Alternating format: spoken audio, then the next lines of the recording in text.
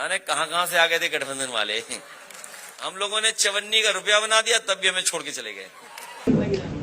मैं कोई चवन्नी हूं जो ऐसे करके जो पलट जाऊंगा। एक बयान, एक पुराना सियासी रिश्ता और अब एक तीसरे बड़े नेता की एंट्री।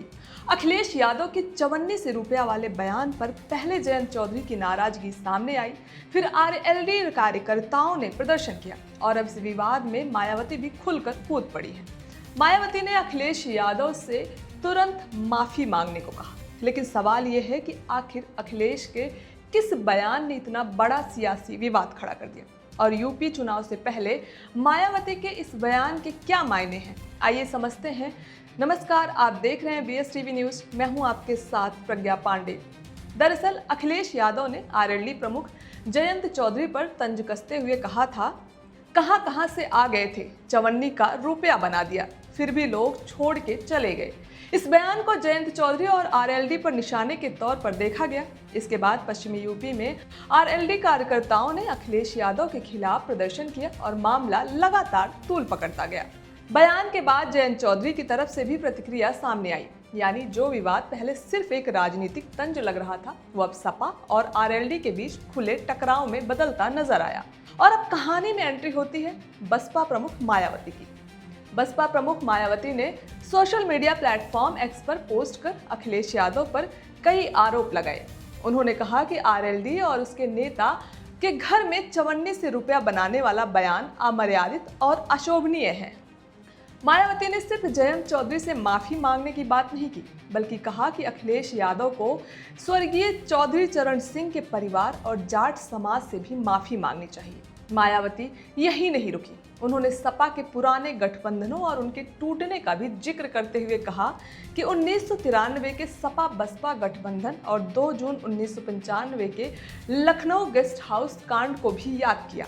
मायावती ने कहा कि बाद में अखिलेश यादव ने पुरानी गलतियां नहीं दोहराने का भरोसा देकर बसपा के साथ लोकसभा चुनाव में गठबंधन किया, लेकिन चुनाव नतीजे उम्मीद के मुताबिक नहीं आने के बाद दोनों दलों का गठबंधन फिर टूट गया।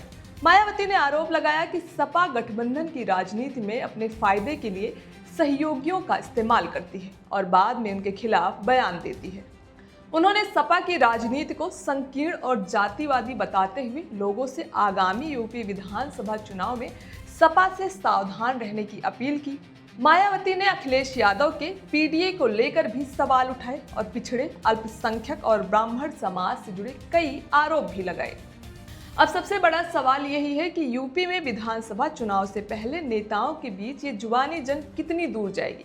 एक तरफ अखिलेश यादव का बयान, दूसरी तरफ जयंत चौधरी और आरएलडी की नाराजगी और अब मायावती का खुलकर अखिलेश पर हमला, यानी चुनावी माहौल बनने से पहले ही सियासी समीकरण और पुराने गठबंधनों की यादें फिर चर्चा में आ गई।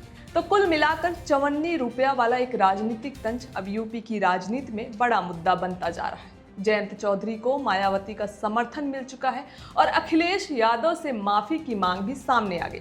अब देखना होगा कि अखिलेश यादव इस हमले का क्या जवाब देते हैं और क्या ये विवाद आने वाले यूपी चुनाव में सियासी समीकरणों पर भी असर डालेगा। आपको क्या लगता है, क्या ये सिर्फ बयानबाजी है या यूपी चुनाव से पहले किसी बड़े राजनीतिक बदलाव का संकेत? अपनी राय कमेंट में जरूर बताएं।